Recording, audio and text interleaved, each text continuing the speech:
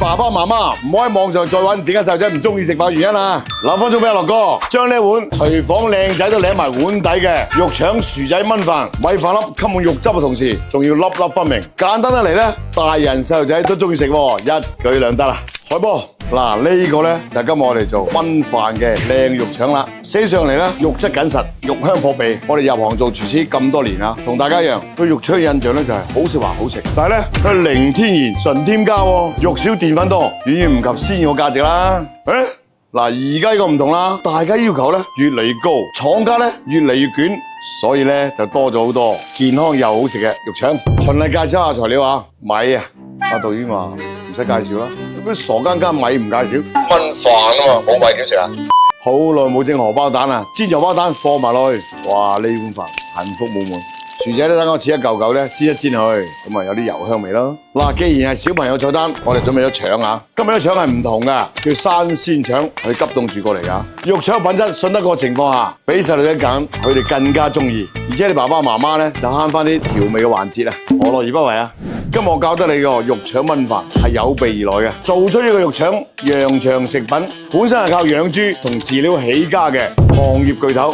呢個腸呢，喺佢哋450萬頭豬裏邊挑選出嚟嘅新鮮後腿肉，去灌落去，唔係普通腸衣啊，係羊腸衣，經過零下35度鎖鮮，再到各位嘅餐台裏邊。所以講呢，一條可以索完嘅肉腸，唔係空穴來風喎。開波！嗱，因為啲肉腸呢，佢係一種生嘅未熟㗎，咁柔軟呢，我哋將佢煎成硬淨啲嘅。我哋只係把表皮煎佢爆佢啫，唔好煎咁慢火。其實咁煎個表皮之後呢，就係等佢外邊香啲。第二個呢，等佢裏邊啲肉同埋啲脂肪呢，喚醒咗佢，滲透出嚟，咁啊更加香咯。好啦，表面呢，嗱，有啲焦香啊，點啊？可以啦，我哋倒上嚟嚇。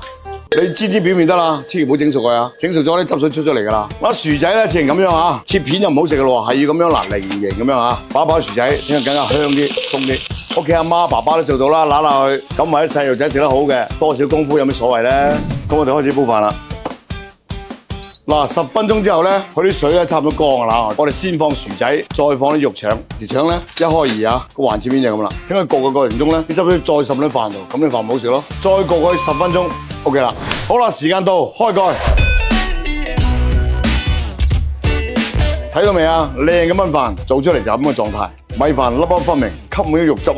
肉腸汁水豐盈，肉飯交融，做到滿屋飄香。試下食先啊！啲肉爽鮮，爆香過後呢，汁水完全唔受影響。佢食到好似唔係腸仔啊，係新鮮嘅豬肉，有汁嘅豬肉，但係冇咁大膽啊！可以落親個嘴，啱啱好嘅調味，令呢煲飯做到鮮而不淡，濃而不鹹。小朋友肯定中意食啦！嗱，認準一款啊，羊腸美式經典嘅生鮮腸，配料表只有4種，好似呢一款，放心買，點樣整都好食。按照樂哥流程，簡簡單單備料5分鐘，炆飯半個鐘，做出嚟好食又唔貴，小朋友仲開心呢，何樂而不為呢？